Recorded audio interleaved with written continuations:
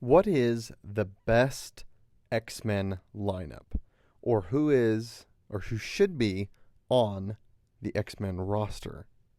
So, the inspiration for this video is Deadpool and Wolverine coming out in just over, I think it's under a week. Yeah, a week. And I did a video about the best Justice League roster members a couple of days ago. And so I just thought it'd be fun to also do my favorite or one of my favorite franchises, which is the X-Men. Now, at first glance, you may think that all the X-Men lineups in shows, movies are all the same. However, and sadly, that's not the case. So, I'm not going to be covering every single X-Men show ever created because there was this weird show made in the 60s and there are two different shows made in the 80s that was only one season. And honestly, I've never watched them, have no interest to do so. And I'm sure if you're watching or listening to this video, you probably don't care about those shows either because they're so old. Starting with the most popular X-Men show is probably just X-Men the Animated Series that started in 1992. The main team members of that show is Cyclops, Wolverine, Rogue, Storm, Beast, Gambit, Jubilee, Jean Grey, obviously Professor X, and Morph. Obviously, other characters make appearances and have smaller roles, but for the most part, those are the main characters in that show. Then getting into what was actually my first introduction into X-Men was X-Men Evolution. So what's cool about X-Men Evolution is they actually make the characters a little younger and they put them in high school. Everyone except for Professor X, obviously, Wolverine, and Storm. So there's obviously a lot of characters in X-Men Evolution throughout the 4 seasons that it ran. However, the main characters in the show, Cyclops, Professor X, Storm, Jean Grey, Wolverine, obviously, Nightcrawler, Shadowcat, Rogue, Spike, and Beast. A ton of other characters have appearances, but they don't have super big roles.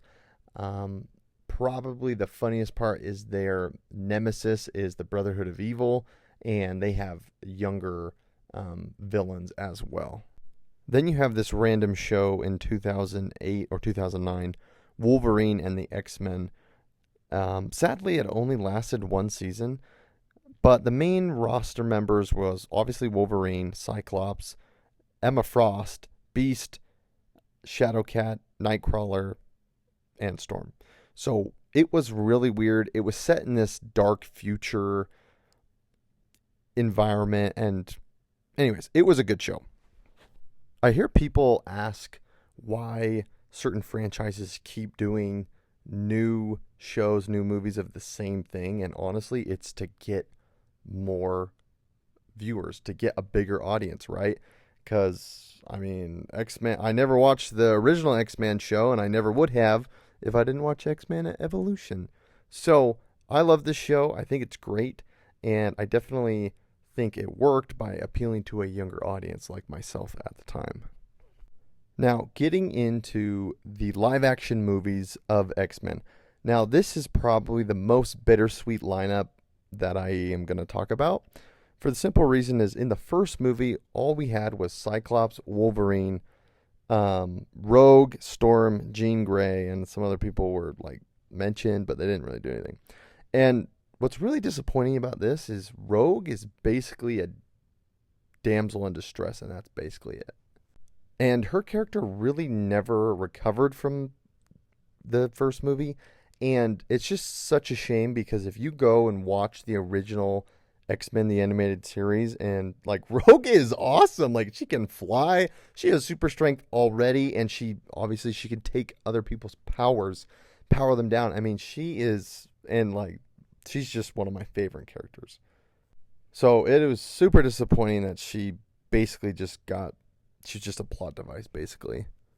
So probably the best movie out of the trilogy, the original trilogy, I guess, X2, you get introduced to Shadowcat, Iceman, Pyro, Nightcrawler, which it's nice that they have some roles in this. Nightcrawler never really becomes part of the team, and Shadowcat doesn't do anything really. Also, in the movie credits, it says that Jubilee is in the movie, but I don't remember seeing her anywhere. But solid movie. Then getting into X-Men The Last Stand, they add Beast, Cyclops, and Angel, but again, Angel doesn't do anything. Like, he just flies around and saves his dad.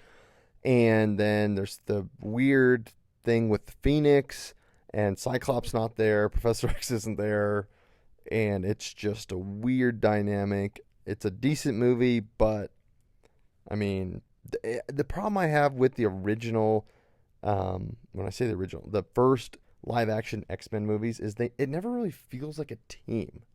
You know what I mean? Like, it never feels like it's a team. And even when it does, it lasts like 20 minutes on it for the whole 3-movie saga, whatever. But obviously, they've added so much since then, and we're going to talk about that. So I could talk about Wolverine and his solo movies and all the characters introduced into those movies. But I'm going to leave that alone because they really don't add anything to the X-Men team rather than just going off of, they just add to Wolverine, which, don't get me wrong, I love Wolverine. He is one of my favorite heroes of all time. Growing up, he was probably 1 or 2 because he shared the same name as me, and I just loved that. But, anyways. Then you get into X-Men First Class. Obviously, Professor X, you have Mystique is in there, and oh my gosh, Michael Fassbender as Magneto is so good. I think, well, that's a different video for a different day. But, so he's technically an X-Men. They have Havoc. They have Emma Frost. Well, Emma Frost is definitely not an X-Men. She's bad. But Beast is in his early years. You have Banshee. And Wolverine makes a little cameo, but he doesn't really do anything. But X-Men First Class, I remember when the movie first came out. Oh my gosh, it's such a great movie. I loved it. Then you have X-Men Days of Future Past, which is a branch between the original X-Men movies and the newer X-Men movies, which honestly, this is one of the only time travel movies that I love. And I think they did this super well. There's not really any added characters besides Quicksilver, and he's not necessarily a bad guy in this as he is in some other shows. They just did amazing. This was just an amazing movie. Then you have Deadpool, which adds really no characters, but it's an amazing movie. X-Men Apocalypse doesn't really add any characters, kind of just repeats the same process. I think you see Jubilee in there. They actually did not do as good a job in this movie, I think. Obviously, you have Deadpool 2, and then you have some other shows like the New Mutants, and Logan was a great movie. Dark Phoenix was not the best movie. I don't think so. But now we have Deadpool and Wolverine coming up. So that is pretty much the inspiration for this video. So my ideal lineup. Obviously, if we were to go into the comics, that's a whole can of worms that we're not going to open because there's so many different comics. Anyways, my ideal X-Men lineup goes like this. The perfect X-Men lineup. To make a good X-Men movie, you got to have Cyclops. You got to have Professor X. You got to have Wolverine. You got to have Rogue. You got to have Storm. Have to have Storm. She's a must. I think they did a disservice by not including her sooner in the later movies. Anyways, you got to have Gambit.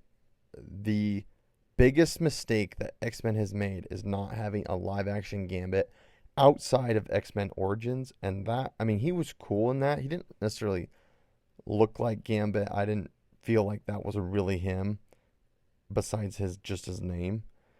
Anyways, I could go on about that all day. I'll do a video about that later. You gotta have Shadowcat, you gotta have Iceman, and you gotta have Colossus. I think that is the perfect X-Men lineup. Now, you could add Angel, you could add Bishop, you could add Jubilee, you can add Morph. You can add whoever you want into that, but I think you need those characters I named off in a collective group as a team for me to be happy. Maybe I could do without Shadowcat, Maybe I could do without Colossus, but I really like him. I really like Iceman. I could do without him, maybe. But I just want Gambit to be back in the X-Men lineup. So many people don't even know who he is. Well, they're just casual fans. But anyways, that's my lineup. Tell me what you think in the comments. Who would you want on your X-Men team?